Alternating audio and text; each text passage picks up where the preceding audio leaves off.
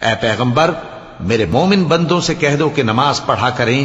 اور اس دن کے آنے سے پیشتر جس میں نہ اعمال کا سودا ہوگا اور نہ دوستی کام آئے گی ہمارے دیے ہوئے مال میں سے پوشیدہ اور علانیہ خرچ کرتے رہیں۔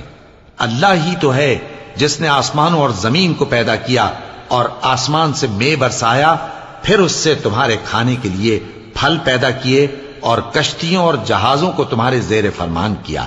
تاکہ وہ سمندر میں اس کے حکم سے چلیں،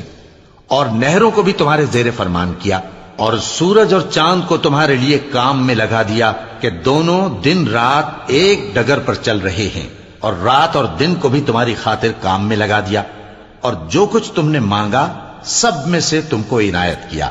اور اگر اللہ کے احسان گننے لگو تو شمار نہ کر سکو، مگر لوگ نعمتوں کا شکر نہیں کرتے۔ کچھ شک نہیں کہ انسان بڑا بے انصاف ہے، ناشکرا ہے۔ اور جب ابراہیم نے دعا کی کہ اے میرے پروردگار اس شہر کو لوگوں کے لیے امن کی جگہ بنا دے اور مجھے اور میری اولاد کو اس بات سے کہ بتوں کی پرستش کرنے لگیں بچائے رکھیو، اے پروردگار انہوں نے بہت سے لوگوں کو گمراہ کیا ہے، سو جس شخص نے میرا کہا مانا وہ میرا ہے، اور جس نے میری نافرمانی کی تو تو بخشنے والا ہے، مہربان ہے۔ اے پروردگار میں نے اپنی اولاد ایک وادی میں جہاں کھیتی نہیں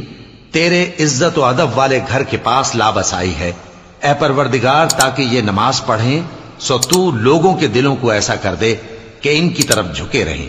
اور ان کو میووں سے روزی دیتے رہنا تاکہ تیرا شکر کریں۔ اے پروردگار جو بات ہم چھپاتے اور جو ظاہر کرتے ہیں تو سب جانتا ہے،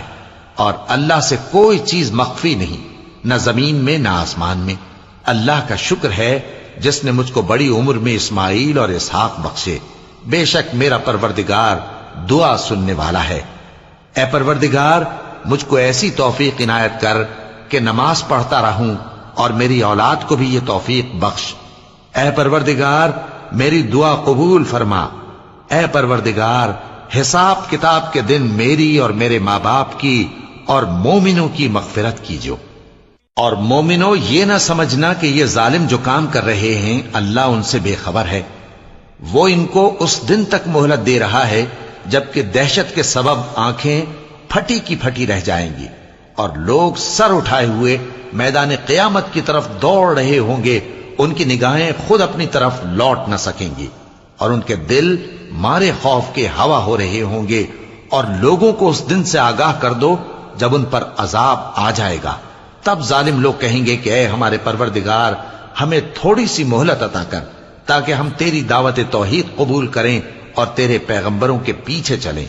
تو جواب ملے گا کیا تم پہلے قسمیں نہیں کھایا کرتے تھے کہ تم کو اس حال سے جس میں تم ہو زوال نہیں ہوگا؟